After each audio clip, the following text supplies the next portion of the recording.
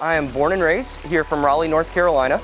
So that's what got so interesting going into real estate here, because I've been following it my whole life. I remember back from growing up as a kid and studying the tax records, looking up, all the different properties that I could find, ones that I thought were really cool looking, drawing up just some sketches for architectural designs, and just really, that was something I really enjoyed. It was almost a hobby as I was growing up, of creating dream houses.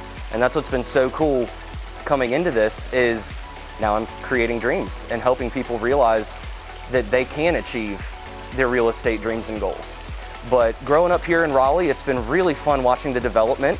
Now I currently live in Wake Forest, and I remember when I was in high school and seeing Wake Forest be, so far that nobody was ever, very few people lived there, right?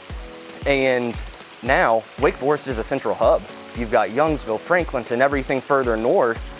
So it's been so interesting to watch that all transpire and see the growth, and now we're continuing to grow. But Raleigh's been such a good place to live, and and I've loved it. I got into real estate for a couple of reasons. Personally, I was at a crossroads where I loved the career path I was on, but I didn't feel like that was my end-all be-all. I didn't feel like I was able to have the impact that I wanted. And I would say, not the cliched, I want to help people.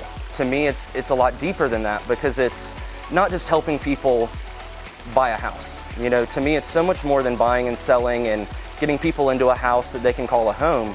To me, it's so much more about helping people be able to achieve those dreams physically, financially, which in that regard, we're looking at the homes, but creating those relationships and being able to touch so many more people and take it that next step where we look into physical well-being, mental well-being, and mindset shifts, just to be able to say, a lot of people would think a $300,000-$400,000 house is all that they can ever achieve. And I love being able to help people make that realization of actually creating that wealth that they can have whatever they want and really be able to achieve it all.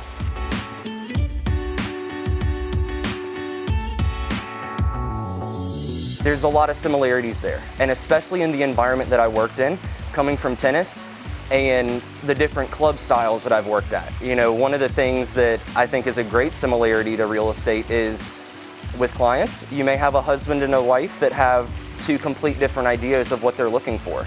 And how do you manage that to help them compromise and come together and really create that dream? It's very similar to what I used to have to do with some of the different clients and the kids, where the kids had certain goals and the parents were wanting a little bit more for the kid, right? They wanted them to achieve more, but the drive wasn't there. So being able to manage that expectations, but also helping the kids be able to find their passion within the game and just fall in love with it and continue every single day trying to get just that little bit better. Not worrying about if they were the best, but really being able to reach their goals, but where their parents were happy and seeing them grow, succeed, and just get better. So I think that's one of the main similarities that I would say, but also just the communication aspect. A lot of real estate's about being able to communicate properly, and in that client, understanding, being able to listen to what they're saying and create that for them, right? Be able to fully understand it, not just hear them, but comprehend it and transfer it into what they need and how it relates to them. Where that was very similar to the tennis and working with different clients, and just the communication aspect, being able to say something in a way that people could learn it, that they could really recreate that. So I think those are probably the two main aspects.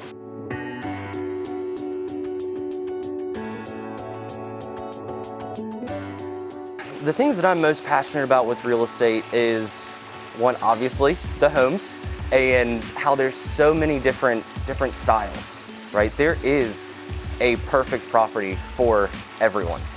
So the homes, how the layouts are, there's right now the open concept, and there's a lot of similarities within those plans, but being able to really know how to find that perfect fit for you, being able to really see that, and you tell me the criteria you're looking for, and I know where to go to find that.